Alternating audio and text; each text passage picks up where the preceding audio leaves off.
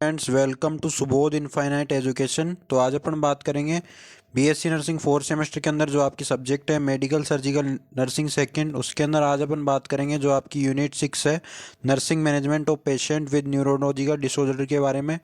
इसके अंदर अपन देखेंगे आज जो न्यूरोलॉजिकल डिसऑर्डर्स है आपके, वो सारी जो डिसऑर्डर्स है वो अपन डिस्कस करेंगे। तो देखते हैं इसके अंदर होता है, इसको अपन बोलते हैं इन्फ्लामेशन ऑफ मेनिंजेज। मेनिंजेज का मतलब क्या होता है?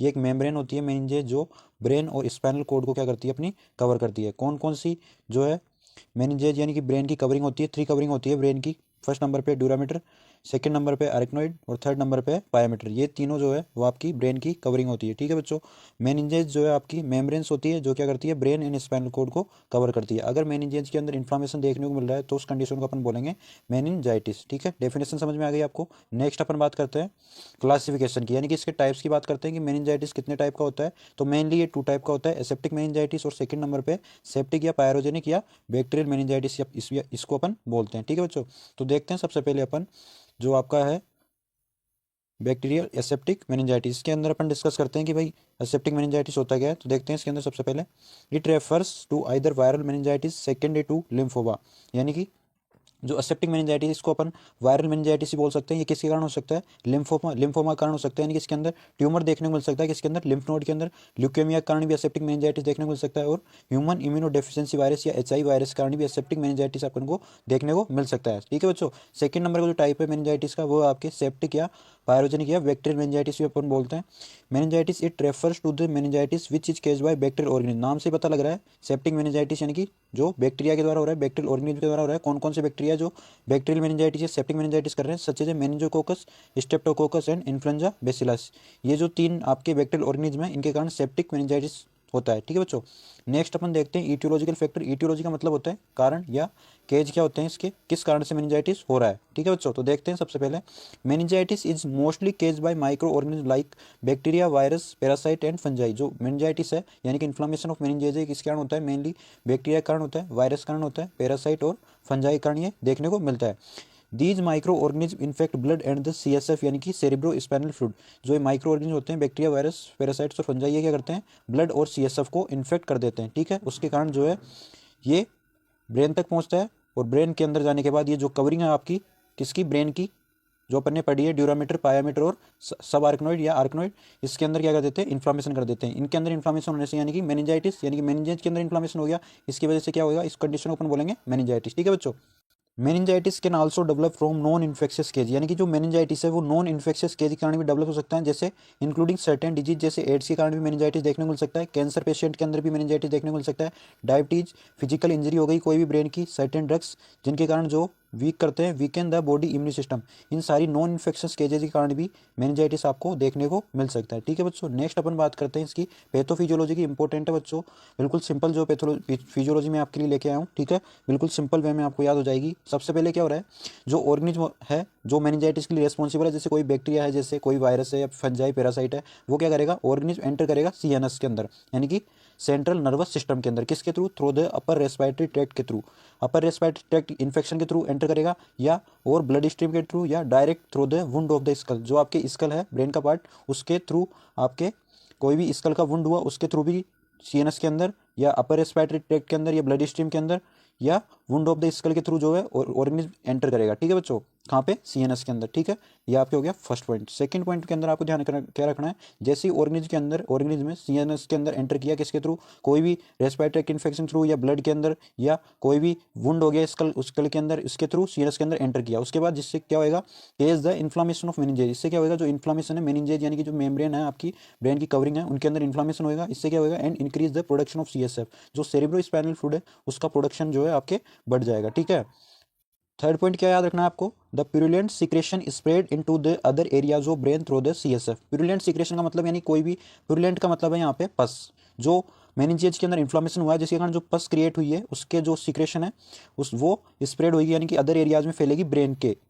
किसके थ्रू, CSF के थ्रू। ठीक है बच्चों, इसके बाद नेक्स्ट पॉइंट है आपका लास्ट पॉइंट 4 नंबर पे, इसके कारण जो प्यूरुलेंट सीक्रेशन हुआ जो अदर एरियाज में फैला है किसके थ्रू, CSF के थ्रू, इसके कारण सेरेब्रल एडिमा देखने को मिलेगा, यानी कि ब्रेन के अंदर आपके एक्युमुलेशन हो जाएगा फ्लूइड का और इंक्रीज हो जाएगा ICP। ICP का मतलब होता है इंट्राक्रैनियल प्रेशर। ठीक है, and increase the permeability of the blood brain barrier, यानी कि जो परमिलिटी यानी कि एक पारगम्यता होती है जो ब्लड ब्रेन बैरियर होता है, ये क्या होता है blood brain barrier, blood brain barrier यानी कि BBB इसको अपन बोलते हैं, एक मेम्ब्रेन होती है between the circulating blood and the brain के बीच में, जो क्या करती है which prevent the damaging substance reaching the brain tissue and CSF।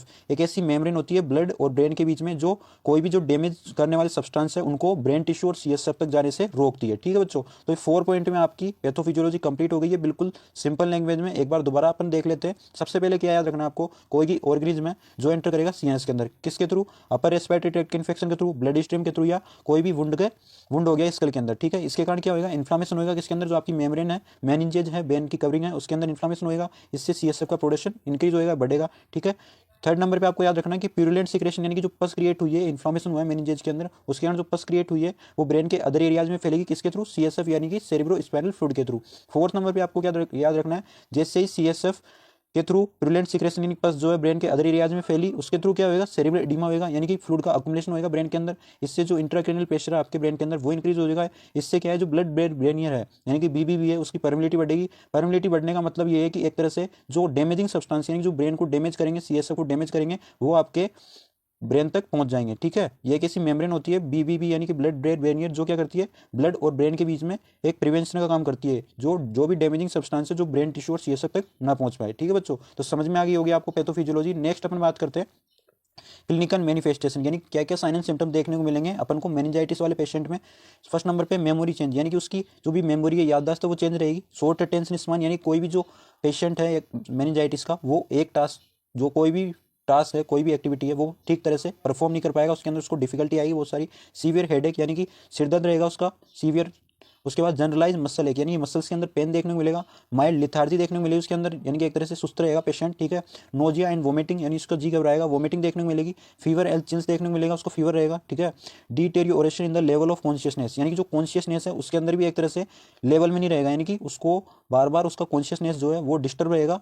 ठीक है, मेंटली डिस्टर्ब रहेगा पेशेंट। उसके बाद फोटोफोबिया रहेगा, उसको फियर टू फाइट लाइट, यानी कि जो लाइट है उसके द्वारा उसको डर लगेगा लाइट से। ठीक है, और इसका जो है मेनिंजाइटिस का मेन साइन एंड सिम्टम्स जो आपको याद रखना है वो है positive Kernig sign and Brudzinski sign. ये आपको याद रखना है बच्चों, और कुछ भी याद रहे नहीं रहे, ये मेन जो है इसका मेनिंजाइटिस का मेन क्लिनिकल मैनिफेस्टेशन है। आगे देखेंगे अपन कर्निंग साइन और वुडजिंस्की साइन क्या होता है, देखेंगे अपन अभी। तो देखते हैं, सबसे पहले ये डायग्राम में आपको दिखाया गया है कर्निंग साइंस और सेकंड नंबर पे आपको दिखाया गया है वुडजिंस्की साइन। ठीक है, देखते हैं अपन।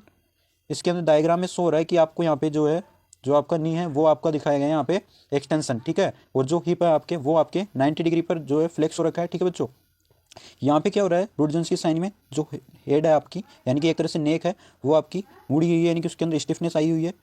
उसके साथ ही यहाँ पे नी के अंदर भी फ्लेक्शन देखने को मिलेगा और हिप के अंदर भी फ्लेक्शन देखने को मिलेगा। आगे और समझते हैं इसको डीपली थोड़ा कि कर्निंग साइन क्या होता है। कर्निंग साइंस के अंदर फर्स्ट नंबर पे knee is flex to the 90 degree, जो आपका नी है यानी कि जो घुटना है आपका वो यहाँ पे 90 डिग्री पर बिल्कुल सीधा फ्लेक्स है, एक तरह से मुड़ा हुआ है। सेकंड नंबर पे hip is flex to 90 degree, hip जो है वो भी आपका 90 डिग्री पर झुका हुआ है, यानी कि मुड़ा हुआ है, एक तरह से फ्लेक्शन है। Extension of the knee is painful और लिमिटेड इन एक्सटेंशन, जो एक्सटेंशन है यानी कि जो घुटना है उसका एक्सटेंशन यानी कि जो मुड़ा हुआ है वो, ठीक है, उसके अंदर जो है पेनफुल रहेगा और लिमिटेड रहेगा एक्सटेंशन के अंदर। ठीक है, ये आपका कर्निंग साइंस। ठीक है, सेकंड नंबर पे वुडजिंस्की साइन, इसके अंदर एलिसिट हिप और नी फ्लेक्शन देखने को मिलेगा। ठीक है, वुडजिंस्की साइन के अंदर क्या है, सीवियर नेक स्टिफनेस, यानी कि जो नेक है आपकी वो मुड़ी हुई दिखाई देगी एक तरह से। इसके कारण क्या है, cause a patient hip and knee to flex when knee is flex, neck is flex, जैसे ही नेक मुड़ेगी तो आपकी जो हिप है और जो नी है, घुटने हैं, वो भी आपके फ्लेक्शन देखने को मिलेगा। ये वुडजिंस्की साइन है। तो आपको डायग्राम भी याद रखना है और इनके बारे में भी याद रखना है कि कर्निंग साइन और वुडजिंस्की साइन क्या होते हैं। मेन साइन एंड सिम्टम दो ही है आपके, Corning sign and Brudzinski sign, दोनों याद रखना है। बाकी तो आपको याद होने चाहिए, लेकिन मेन ये है आपके। ठीक है, तो याद रखना है आपको बच्चों।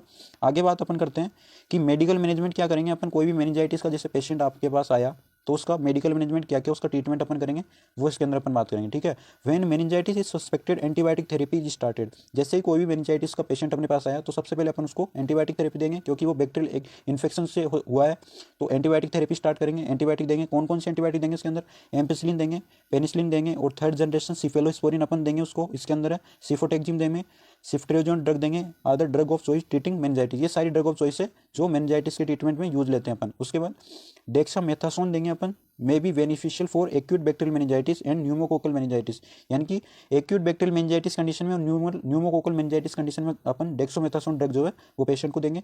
फ्लूइड वॉल्यूम एक्सपेंडर, यानी कि जो फ्लूइड वॉल्यूम को बढ़ाएंगे उसको ट्रीट करने के लिए, किसको ट्रीट करने के लिए, डिहाइड्रेशन और शोक वाले पेशेंट के अंदर अपन फ्लूइड वॉल्यूम एक्सपेंडर का यूज करेंगे, ठीक है। इसके बाद डाइजेपाम या वेलियम और फिनेटोइन या डायल्टिन का यूज करेंगे इसके अंदर सीजर को कंट्रोल करने के लिए। An osmotic diuretic such as mannitol is use to treat a cerebral oedema, यानी कि जो सेरेब्रल इडिमा है, यानी कि जो ब्रेन है उसके अंदर जो फ्लूइड का एक्युमुलेशन हो गया उसको ट्रीट करने के लिए ऑस्मोटिक डायरेटिक देंगे। उसके अंदर अपन देंगे मेनिटोल आईवी देंगे अपन। इसका डोज होता है 50 to 100 ग्राम, ठीक है बच्चों। आईवी अपन ये देंगे पेशेंट को। इससे क्या है, जो भी सेरेब्रल इडिमा है यानी कि जो एक्युमुलेशन हो गया फ्लूइड का ब्रेन के अंदर वो आपके कम हो जाएगा, ठीक है। नेक्स्ट अपन बात करेंगे नर्सिंग मैनेजमेंट क्या क्या करेंगे अपन इसके अंदर। सबसे पहले अपन इसके अंदर असेसमेंट करेंगे, क्या हिस्ट्री लेंगे पेशेंट की, टेकिंग फिजिकल एग्जामिनेशन करेंगे मेनिंजाइटिस के पेशेंट में, असेस करेंगे न्यूरोलॉजिकल फंक्शंस, क्या क्या मेंटल कंडीशन है इसकी, मेमोरी चेंज हुई है नहीं हुई है, ये सारी असेसमेंट के अंदर अपन देखेंगे। असेस करेंगे क्लिनिकल मैनिफेस्टेशन, क्या क्या क्लिनिकल साइन एंड सिम्टम्स है वो सारे अपन देखेंगे असेसमेंट के अंदर। आइडेंटिफाई करेंगे ऑर्गेनिज के अंदर, थ्रू कल्चर करेंगे ब्लड का एंड सीएसएफ का, यानी कि जो भी ब्लड का कल्चर और सीएसएफ कल्चर करेंगे इसके अंदर अपन देखेंगे कौन सा ऑर्गेनिज्म है जिसके कारण मेनिंजाइटिस हुआ है। असेस करेंगे लेवल ऑफ कॉन्शियसनेस, यानी कि जो कॉन्शियसनेस का लेवल है वो कम है या कैसा है वो चेक अपन इसके अंदर करेंगे। फर्स्ट नंबर पे इसके अंदर अपन देखेंगे डायग्नोसिस के अंदर क्या डायग्नोस करेंगे अपन इसके अंदर, अल्टर सेरेब्रल टिश्यू परफ्यूजन, यानी कि जो ब्रेन के अंदर जो टिश्यू का परफ्यूजन यानी ब्लड की सप्लाई है वो अल्टर हो गई, क्योंकि रिलेटेड टू सेरेब्रल एडिमा, क्योंकि वहाँ पे जो फ्लूइड है वो अकुमुलेट हो गया, फ्लूइड जो है ब्रेन के अंदर बढ़ गया है। गोल क्या है, अपन इसको क्या करेंगे इसके लिए, मेंटेन सेरेब्रल टिश्यू परफ्यूजन, यानी कि अपन सेरेब्रल टिश्यू परफ्यूजन ब्लड के अंदर जो ब्लड सप्लाई है वो मेंटेन करेंगे। असेस करेंगे लेवल ऑफ कॉन्शियसनेस को, प्रोवाइड करेंगे काम एंड क्वाइट एनवायरनमेंट, प्रोवाइड करेंगे अपन उसको शांत एनवायरनमेंट देंगे उसको जिससे वो डिस्टर्ब ना हो। Patient is closely monitor for neurological deterioration, यानी कि जो भी न्यूरोलॉजिकल डिस्टर्बेंस आया उसके अंदर जो भी मेंटल चेंज हुई है उसके लिए अपन मॉनिटर करेंगे। पेशेंट के लिए मेंटेन करेंगे पेटेंट एयरवे, यानी कि जो भी डिफिकल्टी है अगर पेशेंट के अंदर ब्रीथिंग के अंदर तो अपन एयरवे उसको मेंटेन करेंगे। डेफिनेशन क्या है, trigeminal neuralgia is a chronic pain condition, यानी कि इसके अंदर क्रोनिक पेन देखने को मिलेगा affecting the trigeminal nerve fifth cranial nerve in the face, यानी कि ट्राइजेमिनल न्यूरेजिया क्या है, क्रोनिक पेन कंडीशन है जो ट्राइजेमिनल नर्व होती है आपकी फिफ्थ क्रेनियल नर्व होती है उसको अफेक्ट करता है। और मेनली ये कहाँ पे अफेक्ट करता है, मेनली ये फेस के अंदर आपके क्रोनिक पेन देखने को मिलता है।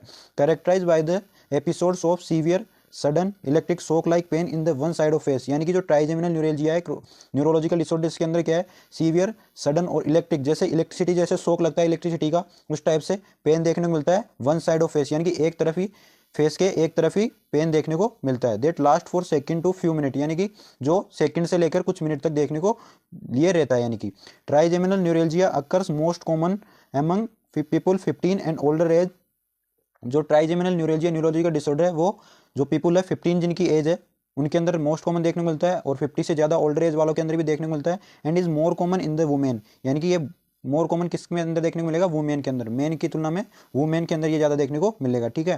ट्राइजेमिनल न्यूरेल्जिया को मैंने टीएन से यहाँ डिनोट किया है। TN is more common in people with multiple sclerosis than in general population, यानी कि जिसको मल्टीपल स्क्लेरोसिस एक न्यूरोलॉजिकल डिसऑर्डर है, अभी जो अपन आगे पढ़ेंगे अपन नेक्स्ट क्लास में कि मल्टीपल स्क्लेरोसिस क्या है। जो ट्राइजेमिनल न्यूरोलजिया है वो मल्टीपल स्क्लेरोसिस ज़्यादा, मल्टीपल स्क्लेरोसिस जो पेशेंट है उसके अंदर ज़्यादा देखने को मिलेगा, किसकी तुलना में, जनरल पॉपुलेशन की तुलना में। तो समझ में आ गया होगा आपको ट्राइजेमिनल न्यूरेल्जिया के बारे में डेफिनेशन और इसका थोड़ा सा इंट्रोडक्शन, ठीक है। एक बार दोबारा मैं बता देता हूँ आपको ट्राइजेमिनल न्यूरेल्जिया क्या है। क्रोनिक पेन कंडीशन होती है जो फिफ्थ क्रेनियल नर्व को अफेक्ट करता है जिसको अपन ट्राइजेमिनल नर्व बोलते हैं। फेस के अंदर मेनली क्रोनिक पेन देखने को मिलता है। कौन सा पेन देखने को मिलता है इसके अंदर, मेनली सीवियर पेन देखने को मिलता है। एक तो कौन सा सीवियर पेन देखने को मिलेगा, सडन पेन देखने को मिलेगा और जैसे इलेक्ट्रिसिटी का शॉक लगता है उस तरह से पेन देखने को मिलेगा वन साइड ऑफ फेस के अंदर, ठीक है, जो सेकंड से फ्यू मिनट तक देखने को मिलेगा। और ये जो ट्राइजेमिनल न्यूरेल्जिया आपके वो पीपल जो जिनकी एज 15 है और उससे ज़्यादा एज वालों के अंदर देखने को मिलेगा और मोर कॉमन है किसके अंदर, वुमेन के अंदर।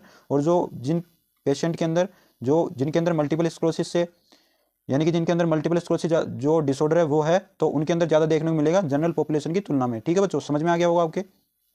नेक्स्ट अपन बात करते हैं जो ये है आपकी वो है ट्राइजेमिनल नर्व। इसके अंदर जो आपके अफेक्ट होता है ये एक न्यूरोलॉजिकल डिसऑर्डर होता है, फिर इसको अपन बोलते हैं ट्राइजेमिनल न्यूरोलजिया। क्यों, क्योंकि ये ट्राइजेमिनल नर्व को अफेक्ट कर रहा है जो आपकी फिफ्थ क्रेनियल नंबर की नर्व है। जो ट्राइजेमिनल नर्व है इसकी 3 ब्रांचेज होती है। फर्स्ट नंबर पे ऑप्थेल्मिक नर्व, सेकंड नंबर पे मैग्जिलरी नर्व और थर्ड नंबर पे मैंडिबुलर नर्व। मेनली जो होता है ट्राइजेमिनल न्यूरोलजिया इसके अंदर जो है सेकंड और थर्ड ब्रांचेज पर ज्यादा इफेक्ट डालता है ऑप्थेल्मिक नर्व की तुलना में, ठीक है बच्चों, समझ में आ गया होगा आपको। आगे चलते हैं, ईटियोलॉजी की बात करते हैं। ईटियोलॉजी मीन्स कारण, क्या क्या कारण है भाई ट्राइजेमिनल न्यूरोलजिया क्यों हो रहा है। फर्स्ट नंबर पे डीमाइलेशन, यानी कि जो माइलिन सीट है आपकी नर्वस सिस्टम के ऊपर, यानी कि नर्व के ऊपर, उसके अंदर क्या हो जाता है, डीमाइलिनेशन हो जाता है। उसकी वजह से भी ये ट्राइजेमिनल न्यूरैल्जिया कंडीशन देखने को मिलती है। कोई भी पेशेंट है, कोई भी पीपल है, ये कोई भी लोग है जो स्ट्रेस से ग्रसित है, स्ट्रेस है, उसको तनाव है, तो उसके अंदर भी ये देखने को मिल सकता है।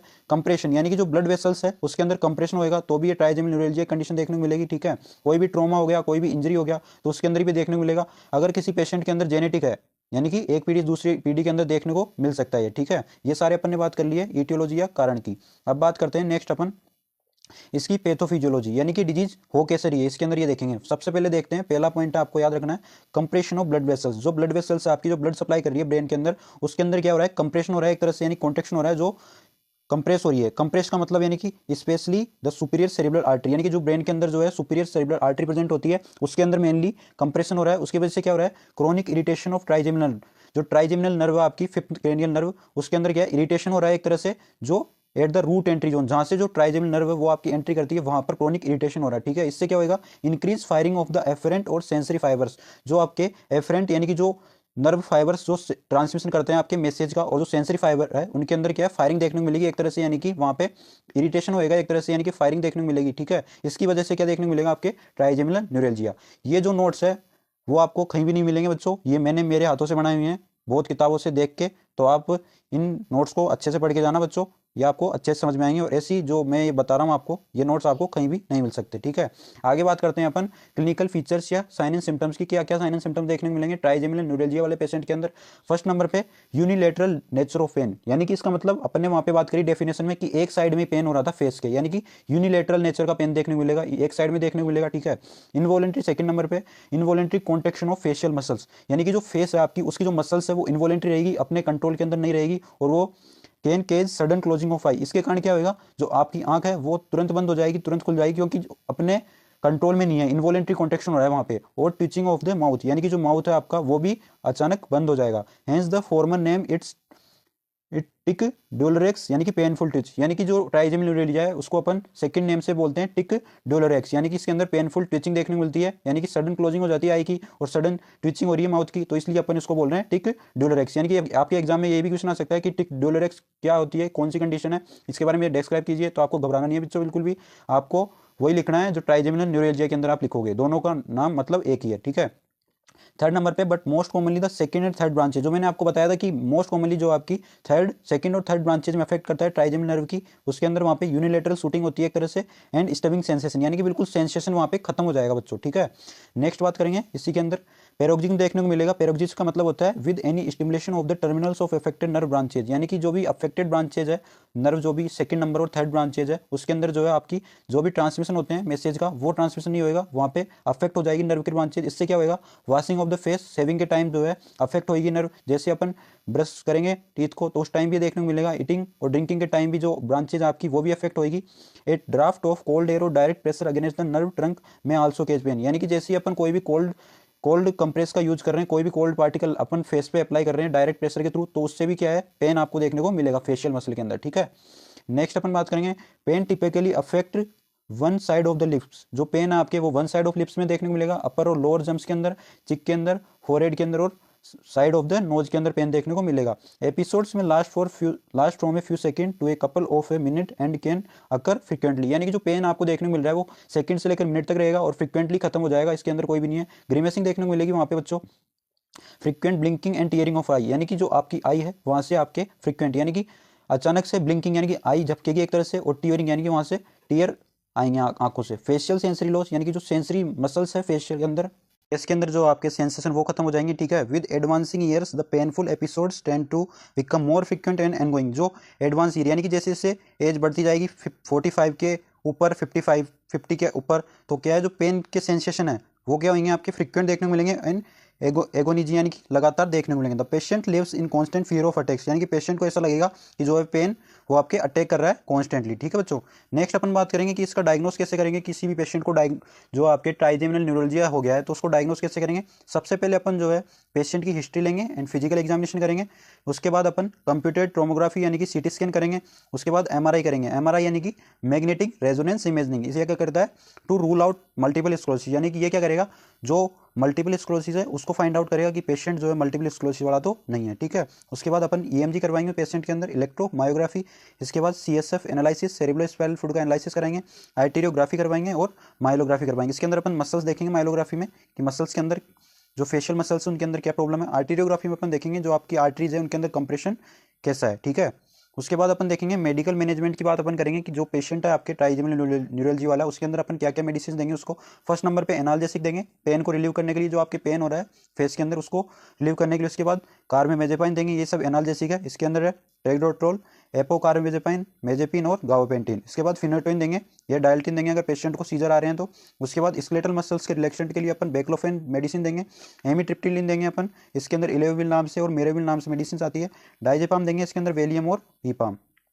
उसके बाद एल्कोहल फिनोल में भी injected into the affected branch of trigeminal nerve, जो आपकी ट्राइजेमिनल नर्व है उसके अंदर एल्कोहल फिनोल से इंजेक्शन भी दे सकते हैं। इससे जो पेन है आपके फेस के अंदर या ट्राइजेमिनल नर्व की ब्रांचेज के अंदर वो आपको कम देखने को मिलेगा, ठीक है बच्चों। सर्जिकल मैनेजमेंट की बात अपन करते हैं कि इसका सर्जरी कैसे करते हैं ट्राइजेमिनल न्यूरोलॉजी वाले पेशेंट में। इसके अंदर फर्स्ट नंबर पे जनेता प्रोसीजर करते हैं। इसके अंदर माइक्रोवेस्कुलर डीकम्प्रेशन ट्राइजेमिनल नर्व, जो आपके वेसल्स है उसका डीकम्प्रेशन करते हैं ट्राइजेमिनल नर्व की, ठीक है। उसके बाद बलून कंप्रेशन करते हैं। थर्ड नंबर पे ग्रेसलोर के इंजेक्शन देते हैं। रेडियो फ्रिक्वेंसी थर्मल कोगुलेशन भी सर्जिकल मैनेजमेंट में अपन फॉलो करते हैं, ठीक है। उसके बाद नर्सिंग मैनेजमेंट आपको याद रखना चाहिए बच्चों, ये इंपॉर्टेंट है, एग्जाम में पूछा जाता है हर चीज़ का, मेडिकल मैनेजमेंट और नर्सिंग मैनेजमेंट, ठीक है। फर्स्ट नंबर पे instruct the patient avoid exposing affected cheek to sudden cold, यानी कि पेशेंट को अपन को बताना है कि आपको अवॉइड करना है कोई भी जो कोल्ड आइटम है उसको एक्सपोज से, यानी कि उसका यूज से, ठीक है। Avoid food that are too cold or too hot, ऐसे फूड्स को अवॉइड करना है जो ज़्यादा ठंडे हैं और ज़्यादा गर्म है, ठीक है। चेव फूड इन अनअफेक्टेड साइड, यानी कि भोजन या कोई भी फूड पार्टिकल उस साइड से आपको चबाना है जहाँ पे अनअफेक्टेड है, यानी कि वो अफेक्टेड नहीं है। उसके बाद administrate Tegretol which relieve and prevent pain, जो आपके एडमिनिस्ट्रेट करना है अपन को जो मेडिसिन है आपके टेग्रेट्रोल नाम से, यानी कि कार्बेमेजेपाइन, इसको ये क्या करेगा आपके पेन को रोकने के काम आएगा और इससे रिलीफ दिलाएगा। उसके बाद serum blood levels of drug are monitored in long term use, serum blood level का आपको जो है मॉनिटर करते रहना है अगर लॉन्ग टर्म के अंदर पेशेंट आपके हॉस्पिटल के अंदर एडमिटेड हो, ठीक है। Instruct the patient in method to prevent environmental stimulation of pain, यानी कि पेशेंट को अपन को इंस्ट्रक्ट देना है कि जो भी इन्वायरमेंटल स्टिमुलेशन है उनको प्रिवेंट करने के लिए आपको, यानी कि जो भी इन्वायरमेंट के अंदर जो भी स्टिमुलेशन है जैसे कोल्ड हुआ आपके और हॉट आइटम हुआ उनको अवॉइड करना है। प्रोवाइड इमोशनल सपोर्ट, यानी पेशेंट है उसको अपन को इमोशनल सपोर्ट देना है एज ए नर्स, ठीक है। उसके बाद provide adequate nutrition small frequent meals at a room temperature, ये आपके रूम है यहाँ पे, यानी कि उसको एडुकेट न्यूट्रिशन देना है, स्मेल फ्रिक्वेंट डाइट देनी है उसको, लिक्विड डाइट देनी है उसको रूम पे टेम्परेचर पे, ठीक है बच्चों। इसके बाद use cotton pad gently wash face for and for oral hygiene, यानी कि जो कॉटन पैड्स है उसको यूज करना है किसके लिए, फेस को वॉश करने के लिए और ओरल हाइजीन के लिए। यानी कि अगर आप डायरेक्ट अगर फेस को वॉश करोगे तो क्या होएगा आपके फेशियल मसल्स के अंदर कॉन्ट्रैक्शन होएगा, उसकी वजह से पेन देखने को मिलेगा आपके, ठीक है। Inspection of the eyes for the foreign body, यानी कि आइज को आपको इंस्पेक्ट करना है क्योंकि कोई भी फॉरेन पार्टिकल आपके आई के अंदर प्रेजेंट होगा तो वो क्या करेगा, इन्फेक्शन कर देगा। Which the client not able to feel, यानी कि क्लाइंट को फील नहीं होना चाहिए कि आप उसकी आइज को देख रहे हो एक तरह से। Should be done several times a day, यानी कि एक दिन के अंदर बहुत बार ये चीज अपन को करनी है। Warm normal saline irrigation of the affected eye 2 और 3 times a day in helpful in preventing corneal infection, यानी कि जो कॉर्नियल इन्फेक्शन है आई का इन्फेक्शन उसको रोकने के लिए अपन को जो नॉर्मल सेलाइन एनएस होता है उससे क्या करना है अपन को, अफेक्टेड आई है उसको जो आपको क्लीन करना है एक तरह से दिन के अंदर 2 से 3 बार, ठीक है। Dental checkup for every 6 month is encourage, यानी कि जो डेंटल है यानी कि टीथ है उसका चेकअप कराना है अपन को एवरी 6 मंथ के अंदर। Since the dental caries not produce pain, यानी कि जो ये ध्यान रखना है कि जो डेंटल चेकअप कर रहा है वो पेन प्रोड्यूस नहीं करे, क्योंकि जो जैसे ही आपके पेन होएगा तो फेशियल मसल्स के अंदर कॉन्ट्रैक्शन होएगा, उसकी वजह से फेस के अंदर भी आपको पेन देखने को मिलेगा। Explain the client and his family the disease and it's treatment, यानी कि जो भी डिजीज है उसके बारे में क्लाइंट और फैमिली को बताना है, उसके ट्रीटमेंट के बारे में भी एक्सप्लेन, इंट्रोडक्शन के बारे में कि एनसेफलाइटिस क्या होता है। Encephalitis is rare yet serious disease that can be life threatening, जो एनसेफलाइटिस है रेयर कंडीशन है यानी कम देखने को मिलती है लेकिन ये जानलेवा हो सकती है, लाइफ थ्रेटनिंग हो सकती है। एनसेफलाइटिस क्या होता है, encephalitis is the inflammation of brain tissue, जो ब्रेन के टिश्यूज होते हैं उनके अंदर इन्फ्लामेशन देखने को मिलता है उसको अपन बोलते हैं encephalitis. The most common cause is the viral infection, जो मोस्ट कॉमन केज है मोस्ट कॉमन कारण है जो एनसेफलाइटिस का वो क्या है आपके viral infections. In rare case it can be cause by bacteria or even fungi, rare cases के अंदर क्या है ये बैक्टीरिया और फंजाई के इन्फेक्शन कारण भी इन्फ्लामेशन हो जाता है किसके अंदर, ब्रेन टिश्यूज के अंदर, उसको अपन बोलेंगे एनसेफलाइटिस, ठीक है। तो समझ में आ गया होगा आपको एनसेफलाइटिस। अब बात करते हैं अपन इसकी डेफिनेशन की। Encephalitis is the inflammation of the active tissues of the brain caused by an infection or an autoimmune response. Encephalitis क्या होता है, जो ब्रेन के एक्टिव टिश्यूज होते हैं उनके अंदर इन्फ्लामेशन देखने को मिलता है।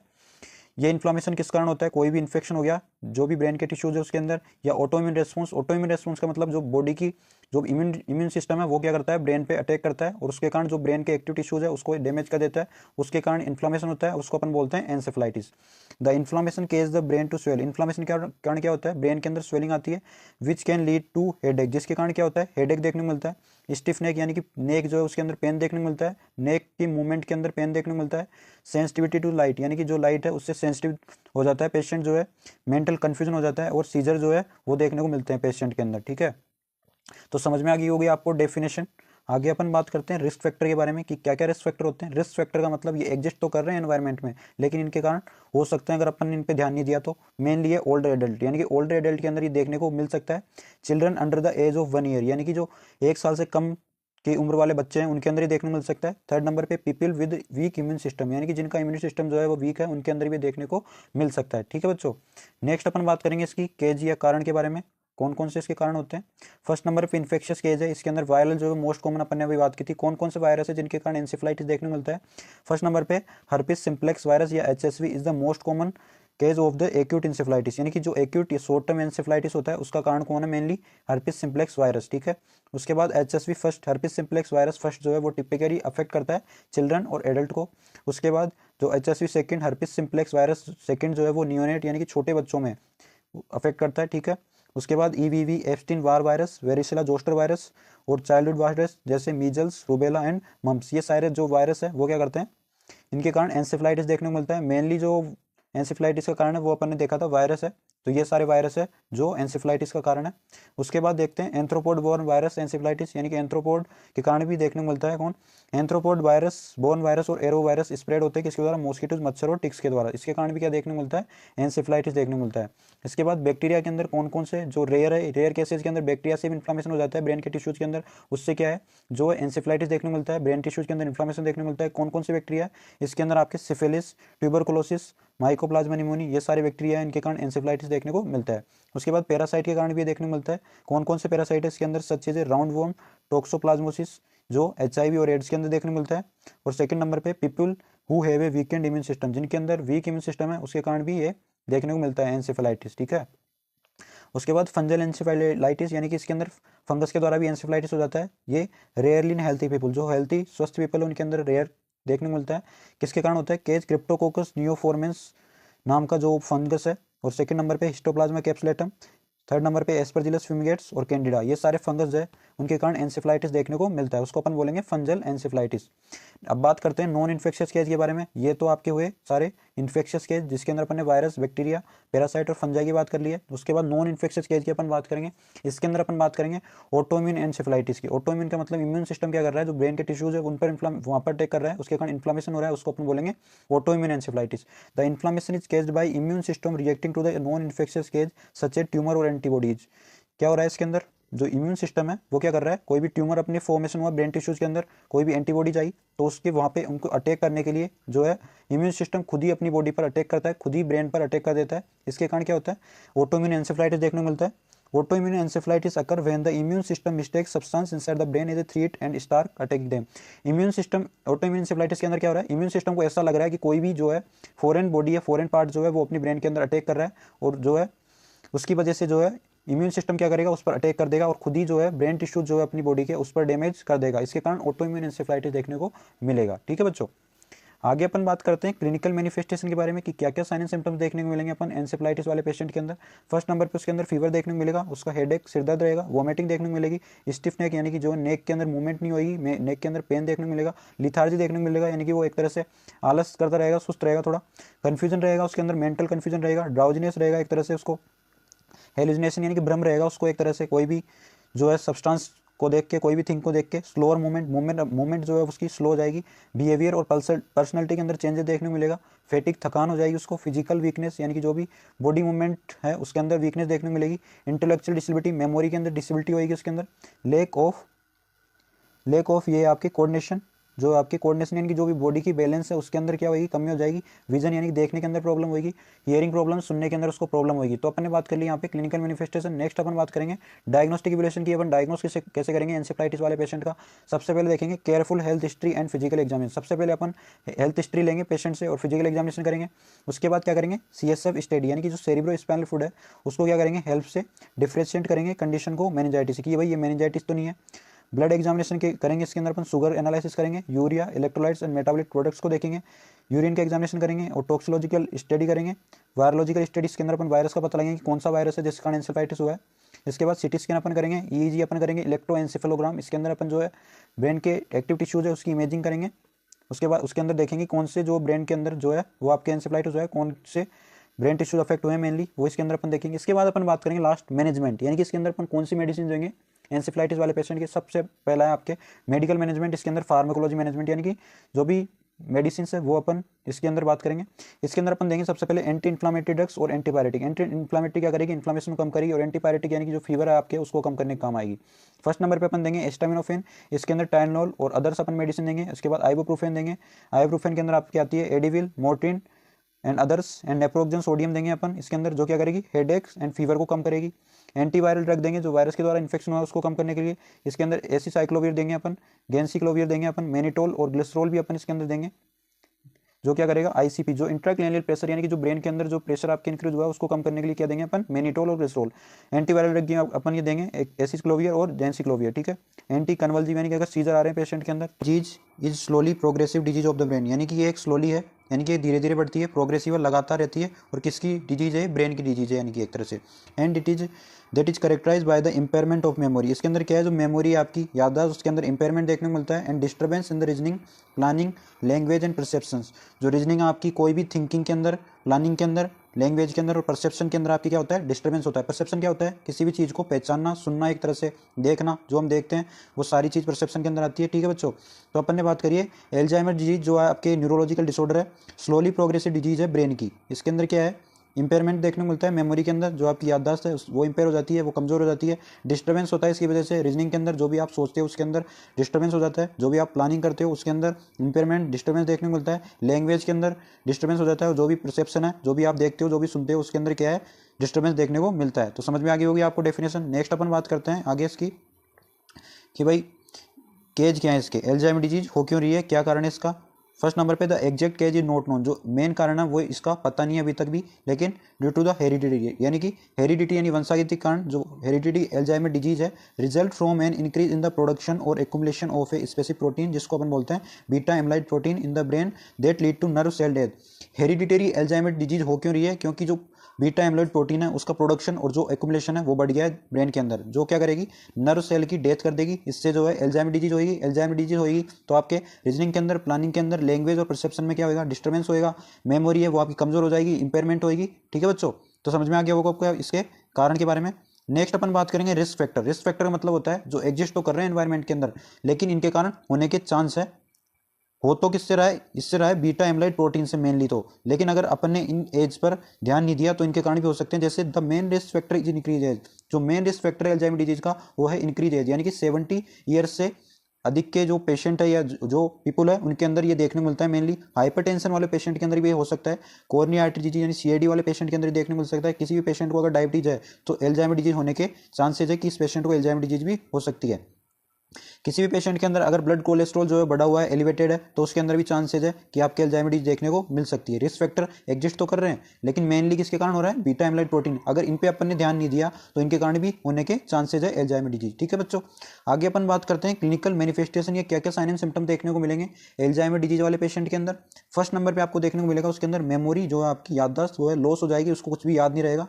सेकंड नंबर पे प्रॉब्लम विद लैंग्वेज, यानी कि जो आपकी लैंग्वेज है उसके अंदर प्रॉब्लम होगी, वो कोई सी भी भाषा के अंदर जो है कंफर्टेबल फील नहीं करेगा, यानी कि जो लैंग्वेज के डिस्टर्बेंस हो जाएगा। सेकंड नंबर पे disorientation to the time and place, यानी कि डिसओरिएंटेशन का मतलब एक तरह से कंफ्यूजन, यानी कि उसको टाइम एंड प्लेस में कंफ्यूजन होएगा, उसको पता नहीं रहेगा कि कितने टाइम हो रहा है, अपन कौन सी जगह पे हैं, ये सारा उसको क्या होएगा, कंफ्यूजन, ठीक है बच्चों। उसके बाद पुअर और डिक्रीज जजमेंट, जजमेंट का मतलब कोई भी निर्णय नहीं ले पाएगा, वो एक तरह से डिक्रीज हो जाएगा, वो कोई भी राइट और रॉन्ग में डिसाइड नहीं कर पाएगा ये राइट है या रॉन्ग है। उसके बाद प्रॉब्लम विद थिंकिंग, थिंकिंग के अंदर उसको प्रॉब्लम आएगी, वो कोई भी चीज़ सोच नहीं पाएगा अच्छी तरह से, ठीक है। मिसप्लेसिंग थिंक, उसको ऐसा लगेगा कि कोई भी जो चीज़ है वो आपकी गायब हो गई है, उसको ऐसा फील होएगा, ठीक है। चेंज इन द मूड और बिहेवियर, जो उसका मूड है और बिहेवियर उसके अंदर चेंजेस देखने को मिलेंगे एल्जाइमर डिजीज वाले पेशेंट के अंदर। चेंज इन पर्सनालिटी, जो उसकी पर्सनालिटी है उसके अंदर भी चेंजेस देखने को मिलेंगे। लॉस ऑफ इनिशिएटिव, यानी कि जो भी उसकी रेगुलर एक्टिविटीज है उसके अंदर क्या है, लॉस देखने को मिलेगा एक तरह से, वो उसको डेली रूटीन में फॉलो नहीं कर पाएगा। ठीक है, उसके बाद देखते हैं डायग्नोस्टिक इवोल्यूशन, कि एल्जाइमर डिजीज को अपन डिटेक्ट कैसे करेंगे, एक तरह से कौन सा डायग्नोस्टिक इवोल्यूशन करेंगे कि जो अपन डिटेक्ट कर पाए कि ये एल्जाइमर डिजीज ही है। तो इसके लिए देखते हैं नो स्पेसिफिक ब्लड टेस्ट, इसके लिए कोई भी स्पेसिफिक ब्लड टेस्ट और इमेजिंग नहीं है वैसे तो। Test for the diagnosis of Alzheimer disease, यानी कि एल्जाइमर डिजीज के लिए कोई भी ब्लड टेस्ट और इमेजिंग टेस्ट नहीं है। Assessment and neurological assessment examination to identify diagnosis, यानी कि जो एल्जाइमर डिजीज है उसको असेसमेंट करके, एक तरह से उसका असेसमेंट करके डॉक्टर जो है उसको, और न्यूरोलॉजिकल एग्जामिनेशन, यानी कि जो भी न्यूरोलॉजिकल एग्जामिनेशन होते हैं उसको देखकर ही अपन कह सकते हैं कि ये जो पेशेंट है एल्जाइमर डिजीज का है। इसके अंदर कोई भी लेकिन ब्लड टेस्ट और कोई भी जैसे जो भी इमेजिंग टेस्ट होते हैं, जैसे सीटी स्कैन, एमआरआई, वो टेस्ट इसके अंदर नहीं होते हैं। ठीक है, तो इसके अपन देखते हैं असेसमेंट और न्यूरोलॉजिकल एग्जामिनेशन के अकॉर्डिंग पर अपन डिसाइड करते हैं कि पेशेंट जो है आपके एल्जाइमर डिजीज का है। ठीक है, नेक्स्ट अपन बात करते हैं मेडिकल मैनेजमेंट, कि भाई जो एल्जाइमर डिजीज का पेशेंट है तो उसको अपन क्या क्या मेडिसिन देंगे। तो the management of Alzheimer disease के अंदर सबसे पहले अपन बात करेंगे, उसको देंगे कोलिन एस्ट्रेज इनिबिटर। क्या होती है कोलिन एस्ट्रेज इनिबिटर, सबसे पहले देखते हैं अपन इसके अंदर। एसिटाइकोलिन जो होता है आपको सबको पता है न्यूरोट्रांसमीटर होता है, is important in the ability to form new memories. जो एसिटाइकोलिन न्यूरोट्रांसमीटर आपके ब्रेन के अंदर प्रेजेंट है वो क्या करता है, न्यू मेमोरीज को, उसके अंदर ऐसी एबिलिटी होती है जो न्यू मेमोरीज प्रोड्यूस करता है, फॉर्म करता है, यानी कि बनाता है एक तरह से। The cholinesterase inhibitors block the breakdown of acetylcholine, जो कोलिन एस्ट्रेज इनिबिटर है वो क्या करेगा, एस्टाइकोलिन का जो ब्रेकडाउन होता है उसको ब्लॉक कर देगा, इससे एस्टाइकोलिन का ब्रेकडाउन नहीं हो पाएगा। इससे क्या होगा, as a result more acetylcholine is available in the brain. इससे क्या होगा, जैसे ही एस्टाइकोलिन का ब्रेकडाउन ब्लॉक हुआ तो एस्टाइकोलिन जो है ब्रेन के अंदर ज़्यादा मात्रा में प्रेजेंट रहेगा इससे, and it may become easier to form new memory. ज़्यादा मात्रा में प्रेजेंट रहेगा तो क्या ये आसानी रहेगी न्यू मेमोरीज को, न्यू याददाश्त को बनाने के लिए था। The drugs of choice are donepezil, hydrochloride और रिवास्टिगमाइन। जो कोलिनिस्टिक इनिबिटर है इसके अंदर कौन से ड्रग आते हैं, डोनेपेजिल, हाइड्रोक्लोराइड और रिवास्टिगमाइन। ये क्या करेंगे, आपके जो कोलिनिस्टिक इनिबिटर है उसको ब्लॉक कर देंगे। इससे क्या होगा, एस्टाइकोलिन का ब्रेकडाउन नहीं होगा। एस्टाइकोलिन क्या करता है, न्यू मेमोरीज को बनाता है। ठीक है, समझ में आ गया आपको। आगे बात करते हैं अपन सेकंड नंबर पे ग्लूटामेट एंटागोनिस्ट। ये क्या करता है, glutamate is the major excitatory neurotransmitter in the brain. ये भी एक एक्साइटेटरी न्यूरोट्रांसमीटर है जो ब्रेन के अंदर प्रेजेंट होता है। लेकिन too much glutamate may be bad for the brain, यानी कि अगर जो है ग्लूटामेट आपके ब्रेन के अंदर ज़्यादा मात्रा में बढ़ गया है तो वो ब्रेन के लिए आपके बेड है, एक तरह से हार्मफुल है। And causes deterioration and of the nerve cell, यानी कि डिटेरियोरेशन यानी कि एक तरह से नर्व सेल के अंदर क्या है, जो आपके नर्व सेल के अंदर क्या होएगा, कन्फ्यूजिंग एक तरह से, यानी कि जो नर्व सेल आपकी डैमेज हो जाएगी, डैमेज नर्व सेल हो जाएगी तो जो है आपकी न्यू मेमोरीज फॉर्म नहीं हो पाएगी। न्यू मेमोरीज अगर फॉर्म नहीं होगी तो आपको जो है एल्जाइमर डिजीज आपको हो सकती है। ठीक है, तो इसके लिए अपन देते हैं ग्लूटामेट एंटागोनिस्ट। ये क्या करता है, आपके जो ग्लूटामेट है अगर ज़्यादा मात्रा में ग्लूटामेट हो गया तो आपके क्या करेगा, नर्व सेल को डेथ कर सकता है। इसके बाद अपन बात करेंगे इंपॉर्टेंट है नर्सिंग मैनेजमेंट। ये पता होना चाहिए आपको, जो भी डिसऑर्डर आप पढ़ोगे उसका medical management and nursing management important है, एग्जाम में पूछे आते हैं बच्चों। ठीक है, अब बात करेंगे नर्सिंग मैनेजमेंट। जो नर्स फॉलो करती है, एक तरह से नर्स बनाती है, नर्स तैयार करती है कि पेशेंट के अकॉर्डिंग, पेशेंट के डिसऑर्डर्स के अकॉर्डिंग, उसको जो भी डिजीज है उसके अकॉर्डिंग नर्स उसका लिए नर्सिंग मैनेजमेंट तैयार करती है। तो इसके अंदर देखते हैं provide rest period between activity. जो भी एक्टिविटीज पेशेंट कर रहा है उसके अंदर रेस्ट पीरियड उसके लिए तैयार करेगी कौन, नर्स। सेकंड नंबर पे encourage the patient to exercise as order to help maintain mobility, यानी कि जो भी उसके लिए एक्सरसाइज है जो मेंटेन करती है उसकी मोबिलिटी को, मूवमेंट को, वो सारी उसको करवानी है। पेशेंट को बोलना है कि आपको ये सारी एक्सरसाइज करनी है। ठीक है, encourage sufficient fluid intake and the intake nutrition and educate nutrition. जो भी फ्लूइड का इंटेक है और एडुकेट न्यूट्रिशन पेशेंट को देना है, जो भी डॉक्टर ने प्रिस्क्रिप्शन लिखा है उस टाइम से। ठीक है, frequently check the vital signs. जो भी वाइटल साइंस आपके टीपीआर बीपी वो सारे चेक करने हैं अपन को।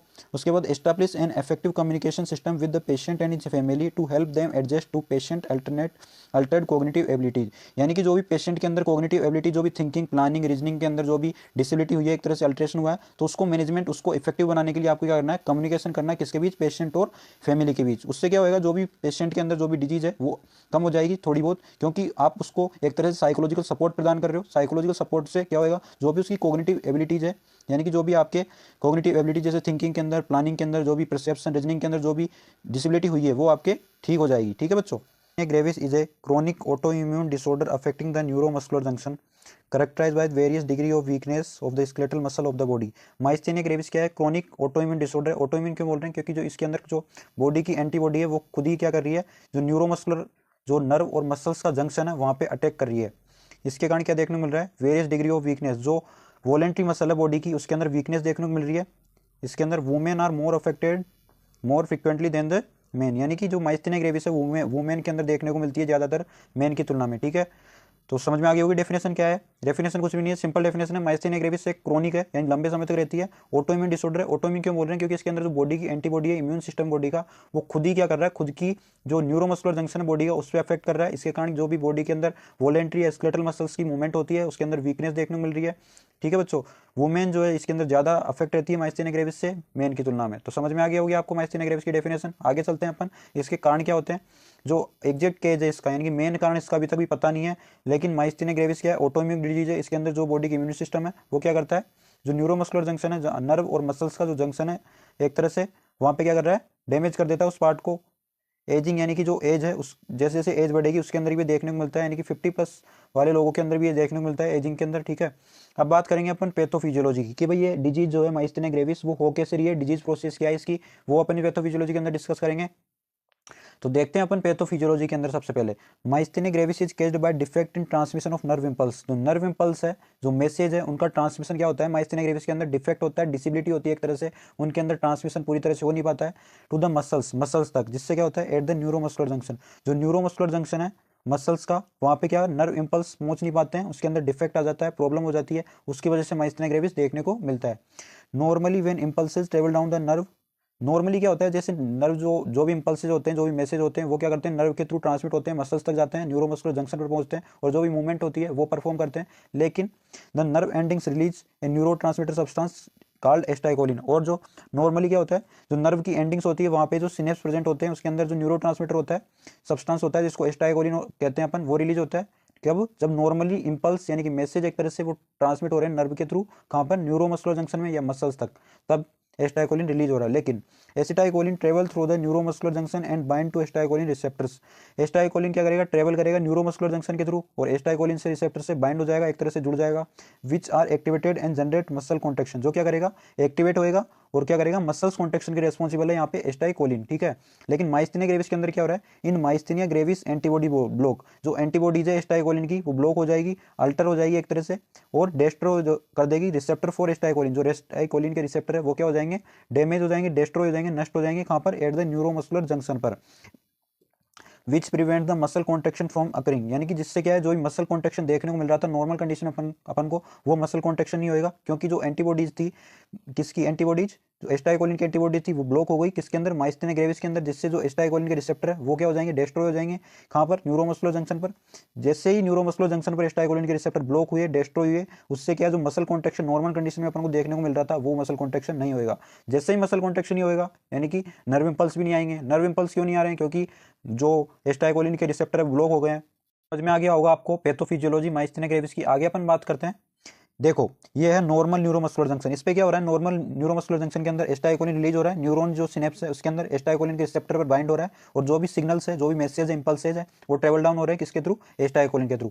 लेकिन न्यूरोमस्कुलर जंक्शन माइस्थेनिया ग्रेविस के अंदर क्या देखने को मिल रहा है, जो आपके ट्रांसमिशन रेड्यूस हो रहा है। ट्रांसमिशन रेड्यूस क्यों हो रहा है, क्योंकि जो एंटीबॉडीज है वो ब्लॉक हो रहे हैं, किसके रिसेप्टर के, एस्टाइकोलिन रिसेप्टर के जो एंटीबॉडीज है, जो रिसेप्टर है वो ब्लॉक हो रहे हैं किसके द्वारा, एंटीबॉडीज के द्वारा, क्योंकि एंटीबॉडीज फॉर्मेशन हो गया यहाँ पे किसके अंदर, सिनेप्स के अंदर, जिससे जो ट्रांसमिशन है नर्व इंपल्स का वो पूरी तरह से नहीं हो पा रहा है, और न्यूरोमस्कुलर जंक्शन पर जो है एस्टाइकोलिन डेस्ट्रॉय हो जाएगा, एंटीबॉडीज डेस्ट्रॉय कर देंगे, उससे जो है माइस्थेनिया ग्रेविस आपको देखने को मिलेगा। ठीक है बच्चों, आगे अपन बात करते हैं कि क्या क्या साइन एंड सिम्टम्स देखने को मिलेंगे माइस्थेनिया ग्रेविस के अंदर। फर्स्ट नंबर पे प्रोसेस देखने को मिलेगा, यानी कि ड्रॉपिंग आईलिड्स, यानी जो आपकी आई है वो आपकी एक तरह से ड्रॉप होगी। ठीक है, ओकुलर मसल्स इसके अंदर इन्वॉल्व रहेगी, डिप्लोपी यानी कि डबल विजन, यानी कि एक ही चीज को आप डबल डबल दिखेगी आपको, हॉर्स की वॉइस हो जाएगी। ठीक है, उसके बाद वीकनेस देखने को मिलेगी फेस की मसल्स के अंदर और थ्रोट की मसल्स के अंदर। वल्वर सिम्टम्स देखने को मिलेंगे इसके अंदर, जनरलाइज वीकनेस देखने को मिलेगी आपको, एक थकान होगी, वीकनेस देखने को मिलेगी फेशियल मसल्स के अंदर, जिससे क्या होगा, result in the blend facial expression, यानी कि जो फेशियल एक्सप्रेशन है वो आपको देखने को मिलेंगे, नहीं देखने को मिलेंगे, न्यूट्रल रहेगा एक तरह से facial expression. Difficulty in chewing, यानी कि जो भी फूड पार्टिकल्स आप कोई भी चबाओगे तो उसके अंदर डिफिकल्टी आएगी, डिस्फेजी आएगी, यानी कोई भी जो भी फूड पार्टिकल्स आप निगलोगे उसके अंदर आपको डिफिकल्टी देखने को मिलेगी। तो ये आ गया आपके sign and symptoms myasthenia gravis के। ये आपके प्रोसेस यानी कि ड्रॉपिंग आईलिड, इसके अंदर जो आईलिड्स आपकी इस तरह से आपको देखने को मिलेगी, बिल्कुल झुकी हुई और थोड़ा सा इतना खुली हुई। ठीक है बच्चों, तो समझ में आ गया होगा आपको टोसिस क्या होता है। इसके बाद डायग्नोस्टिक इवोल्यूशन, यानी कि जो माइस्थेनिया ग्रेविस का पेशेंट है उसके अंदर अपन कौन कौन से डायग्नोसिस करेंगे। फर्स्ट नंबर पे अपन इंजेक्शन लगाएंगे उसके एडोफेनियम एंड टेंसिलोन का, use to confirm the diagnosis यानी कि माइस्थेनिया ग्रेविस कंफर्म करने के लिए अपन एडोफेनियम एंड टेंसिलोन का इंजेक्शन देंगे, जिसकी जो डोज होती है 1 से 2 mg होती है, लेकिन इन्फेंट के अंदर अपन देते हैं अपन 0.2 mg और आईवी रूट के द्वारा यानी इंट्राविनस। एट्रोपिन अपन देंगे, atropine should be available to control the side effect of edrophonium. जो एंडोफिनियम है उसके साइड इफेक्ट को रोकने के लिए अपन एंडोफिनियम देंगे। कौन कौन साइड इफेक्ट हो सकते हैं, ब्रेडिकार्डिया हो सकता है, हाइट रेट जो है इसके अंदर below the 60 beat per minute हो सकती है, स्वीटिंग हो सकती है और क्रैम्पिंग वहाँ पे देखने को मिल सकती है। टेस्ट के अंदर अपन सीरम एनालिसिस कराएंगे एस्टाइकोलिन के रिसेप्टर के लिए कि एस्टाइकोलिन के अंदर कोई एंटीबॉडीज तो ब्लॉक नहीं है। इसके बाद ईएमजी करवाएंगे, इलेक्ट्रोमायोग्राफी, जो इलेक्ट्रिकल पोटेंशियल है मसल सेल्स का उसको मेजर करने के लिए। एमआरआई स्कैन अपन करवाएंगे इसके अंदर, मैग्नेटिक रेजोनेंस इमेजिंग, ठीक है। नेक्स्ट अपन बात करते हैं मेडिकल मैनेजमेंट की, कौन कौन सी मेडिसिन अपन देंगे माइस्थेनिया ग्रेविस वाले पेशेंट के अंदर। फर्स्ट नंबर पे management is directed eight improving functions through the administration of anticholinergic medications. First number पर अपन देंगे एंटीकोलिनर्जिक मेडिकेशन। ये क्या करेंगी, जो भी एंटीबॉडीज है उसको क्या करेगी, रिमूव और reducing and removing circulating antibody. जो भी एस्टाइकोलिन के जो भी विरुद्ध जो भी एंटीबॉडीज बनी है उसको रिमूव और कम करने के लिए अपन देंगे सबसे पहले एंटीकोलिनिस्टीज मेडिकेशंस, ठीक है। एंटीकोलिनिस्टीज ड्रग्स के अंदर आती है ब्रोमाइड या मेशिटोन, इसके बाद पायरोडिस्टिगमाइन, नियोएक्स्टिमाइन, ब्रोमाइड, इसके अंदर पायरोडिस्टिगमाइन। एंटीकोलिनेटेड ड्रग क्या करती है, ब्लॉक करती है एक्शन ऑफ एंजाइम एंटीकोलिनेस्टेज। जो एंटीकोलिनेटेड ड्रग अपन दे रहे हैं जैसे पायरोडिस्टिगमाइन, ये क्या करेगी, जो भी एस्टाइकोलिन के ड्रग जो भी एस्टाइकोलिन का एंजाइम है जो भी एंटीबॉडीज बने हैं उसको ब्लॉक करने का काम करेगी, thereby producing the symptomatic improvement. इससे क्या है, जो भी सिम्टोमेटिक जो भी सिम्टम देख रहे हैं उसके अंदर इंप्रूवमेंट देखने को मिलेगा। प्रेडनिसोन इंजेक्शन, प्रेडनिसोन जो है मेडिसिन अपन देते हैं ये use to suppress the auto immunity, यानी कि ऑटो इम्यूनिटी एक्टिविटी जो भी इम्यून सिस्टम बॉडी पर इफेक्ट कर रहा है यानी कि डिस्ट्रॉय कर रहा है उसको कम करने के लिए, सप्रेस करने के लिए अपन देंगे प्रेडनिसोन। उसके बाद एनएसएआईडी अपन देंगे, नॉन स्टेरॉइडल एजोथायरोपिन, इम्यूनोसप्रेसेंट्स अपन देंगे, इसके अंदर इम्यूरोन देंगे, सच एज साइक्लोफॉस्फेमाइड भी अपन देंगे इसके अंदर, is use to suppress auto immune activity. Auto immune activity को कम करने के लिए अपन ये देंगे इसके अंदर एजोथायोप्रिन और साइटोटॉक्सिन्स, ठीक है बच्चों। तो इसके बाद अपन बात करेंगे नेक्स्ट जो है medical nursing management. Nursing management यानी कि नर्स का क्या रोल है इसके अंदर, नर्स क्या मैनेजमेंट करेगी। फर्स्ट नंबर पे provide schedule educate resting period यानी फॉर द क्लाइंट, यानी कि जो भी क्लाइंट है उसको रेस्टिंग पीरियड जो है वो शेड्यूल करेगी, उसके लिए टाइमली मैनेज करेगी, उसको time according to chart manage करेगी, किस टाइम पेशेंट को रेस्ट की आवश्यकता है वो सारी। उसके बाद लिमिट इमोशनल और physical stressful activities as it could aggravate the symptoms. जो भी इमोशनल और फिजिकल स्ट्रेसफुल एक्टिविटीज है उसको कम करने पड़ेंगे, लिमिट करनी पड़ेगी, क्योंकि जो सिम्टम्स है वो अगर फिजिकल इमोशनल एक्टिविटीज आपकी बढ़ी तो उसके कारण सिम्टम्स जो है आपके ज़्यादा देखने को मिलेंगे, ठीक है। Expose client to quiet and peaceful environment, यानी कि जो क्लाइंट है उसको क्वाइट और पीसफुल एनवायरमेंट में अपन रखेंगे, free from the extreme temperature, यानी कि ज़्यादा टेम्परेचर से अपन उसको पेशेंट को दूर लेके जाएंगे, ठीक है। Assist client in basic needs and daily activities, eating, moving around etcetera, यानी कि जो भी क्लाइंट की डेली बेसिक नीड्स है उनको अपन फॉलो करेगी नर्स। कौन कौन सी, जैसे ईटिंग है, मूविंग अराउंड यानी चारों तरफ घुमाना उसको, ये सारी जो भी एक्टिविटीज़ है वो सारी नर्स फॉलो करेगी।